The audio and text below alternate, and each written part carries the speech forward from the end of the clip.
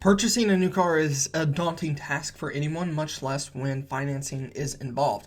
So, advice on buying used or new is given in every single different direction. You have people telling you that new is the only way to go, and then you have the other side where they say used is the only way to go. But here's what's really important: the numbers. So today we're going to be talking all about financing a car, new, used, whatever it may be. We're going to be giving a raw financial breakdown.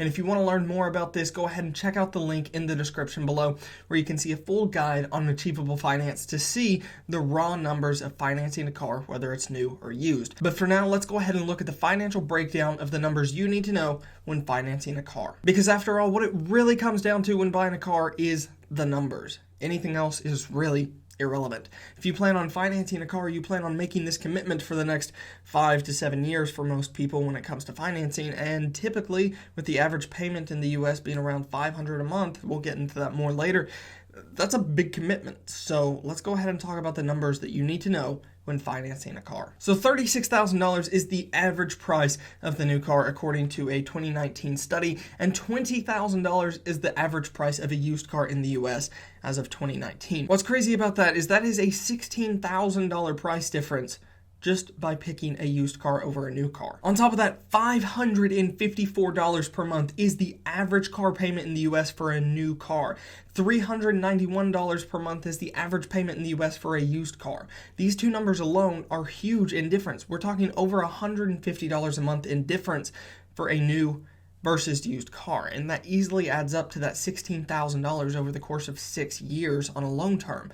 So what we really need to be looking at is all of the different ways that you can make these numbers work for you when you're financing your car. Here's a couple of other interesting little facts. The average interest rate in the US as of May 2019 is 6%, and the outstanding vehicle loans in the US comes out to $1.2 trillion. Let's talk about some real world examples, because otherwise we're just talking about numbers that are really irrelevant. So for this real world example, I'm going to be using the 2020 Honda Civic Sport CVT, and CVT is essentially the only option I've added to this car, and that is pretty much just Honda's fancy name for saying automatic transmission.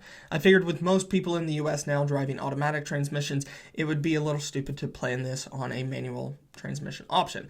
Now, whether the debate is you would buy the manual or the automatic doesn't matter. We're going to use the automatic because that's what the majority of the people in the US drive today, and these are the real world numbers that we need to know. So, shown in this example is a Honda Civic that comes out to $23,305. That's before shipping, destination, taxes, and dealer dock fees. So, this also doesn't include any of the additional fees that you will have to pay on top of that to walk out the door today. So then when we head over to Honda's payment estimator, and you can see a little image on the screen here, at a 60-month term at a 6% interest rate with $2,720 down, which is typically more than the average person wants to put down on a car.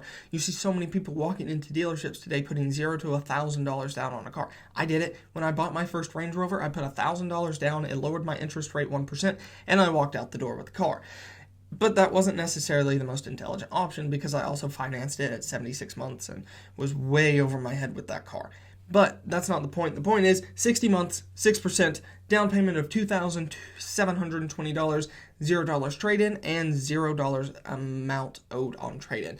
Now, the only reason I did that is because that's going to be so variable for different people, and a lot of people have negative equity in their car anyway, especially if they have a loan on it, obviously. But having the negative equity in the car would only add to your payment. You're having to finance that negative equity on top of that. So keep that in mind. If you have negative equity in your car, you are going to have to finance that and pay it off somewhere. Whether you pay it off on the front end or you pay it off over the next 6 to 7 years on the new car, whatever it may be, you're going to have to pay that off. So I just put $0 amount owed on trade and $0 trade-in value just to even that out, with $2,720 down, 6%, and a 60-month term. That brings our monthly payment to $397.97. I'm not saying the Civic's a bad car by any means, but $400 a month just for the car payment on a Civic with no negative equity from your carryover car is a bit absurd. The Civic's a great car, but it doesn't offer $400 a month in options. Now keep in mind, this was using the build estimator on Honda's website. These numbers and figures can change depending on where you go, what dealership you go to, and what kind of deals and specials they're offering. So I'm just assuming the base price. You're not getting a deal. It's not the end of the month. You're not knocking any price off the car, whatever it may be. You are just paying the full invoice MSRP for the car. One of the things that you may run into is that you'll go and put that $2,270 or $207 down, whatever it may be, but instantly that amount that you put down is eaten up by taxes. So whatever it may be, your down payment is instantly eaten up. This is why I strongly encourage you to try to negotiate down any dealer doc fees you may come across, because that's another thing that will just eat your down payment.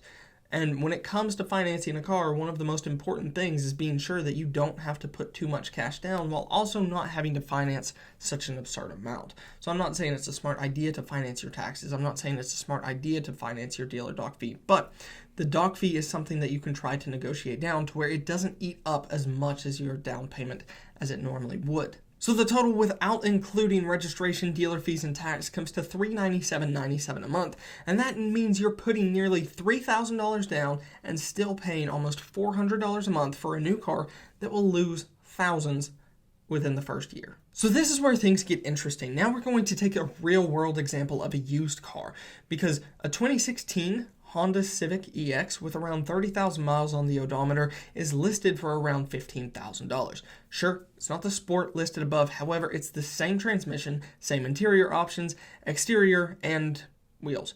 So the difference is 30,000 miles and 4 years. Now you can bring up the point that that causes a few different concerns. Now you don't know how the car was maintained, but here's the thing. When you're looking at a Honda, most of the time a Honda is not a rental vehicle because Honda doesn't do fleet sales. So you don't really have to worry about it being used as a rental car for the most part because Honda won't do fleet sales to places like Enterprise and Hertz. So when it comes to the Honda Civic, you don't really have to worry about the car previously being used for a rental car. Obviously, there are exceptions, but for the most part in the US, Honda doesn't do fleet sales. On top of that, 30,000 miles in 4 years makes little to no difference when it comes to Hondas. I'm not just saying Honda is the only option here. The same goes for Toyota, Hyundai, Kia, whatever it may be. When it comes to most average cars, typically 4 years and 30,000 miles makes little to no difference on their interior quality.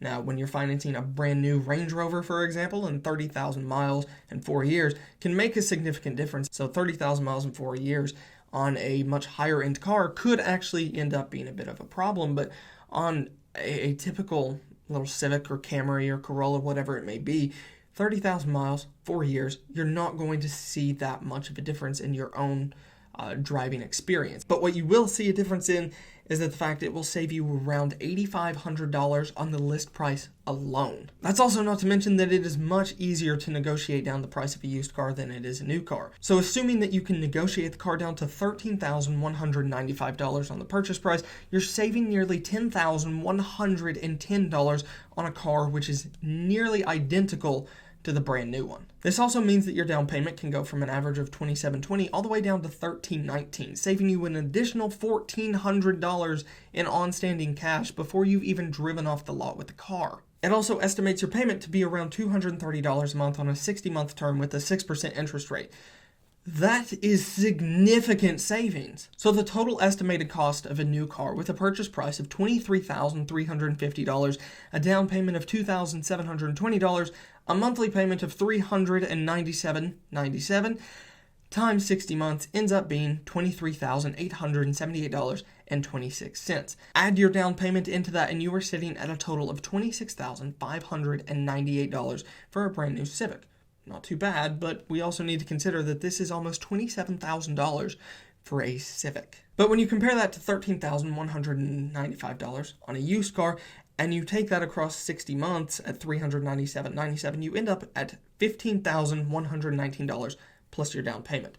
So savings on a used car over the course of 60 months and a 6% interest rate, you are saving $11,497. That is saving you an estimated $191.32 per month on a Civic.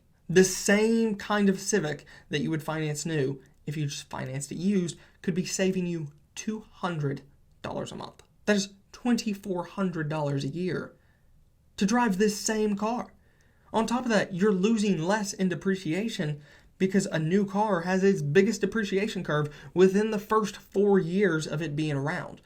So you're saving, really over the long term, thousands of dollars in negative equity as well. So what it comes down to is buying the used car in this example would have saved you $11,500 over the course of 60 months.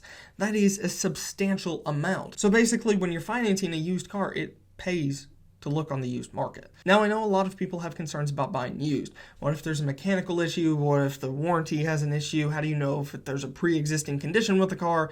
I say that like it's a person, like a healthcare issue, a pre-existing condition, but pretty much most of these things are pretty simple to sort out. Typically, it only requires about $100, and we're actually doing one later today on a car that we are looking to buy. So it's pretty simple. It's called a pre-purchase inspection. Now, I know every dealer is going to tell you, oh, our mechanics inspected it when we brought it into the dealership, when we bought it on trade, when we bought it from auction, whatever it may be. Here's the thing, it doesn't matter, especially if that mechanic is not certified in the car that you're actually buying. For example, we're buying a used Land Rover, which can be a huge risk. So I want to make sure that someone who works on Land Rovers is able to check out the car, because we're buying it from a Nissan dealership who have no clue how to actually work on a Range Rover. So when it comes down to it, if you're buying, let's say, a used Civic at a Toyota dealership, typically there's a Honda dealership within 15 minutes of that Toyota dealership. Take it over to the Honda dealership, have them perform a pre-purchase inspection on the car. It's going to cost you between $100 to $200. We recently did it on an Aston Martin, and it was only $400, which may seem like a lot, but an Aston Martin pre-purchase inspection, $400, well worth it. So what I'm saying is, when it comes to buying a used car, the easiest way to protect yourself is to go ahead and get a pre-purchase inspection. Even when you're in the likes of something like a used BMW 3 Series or 2 Series, it really can pay you in the long term to just go ahead and have a pre-purchase inspection done. So if you're looking at buying a used car, make sure you get it inspected by someone who knows what they're working on.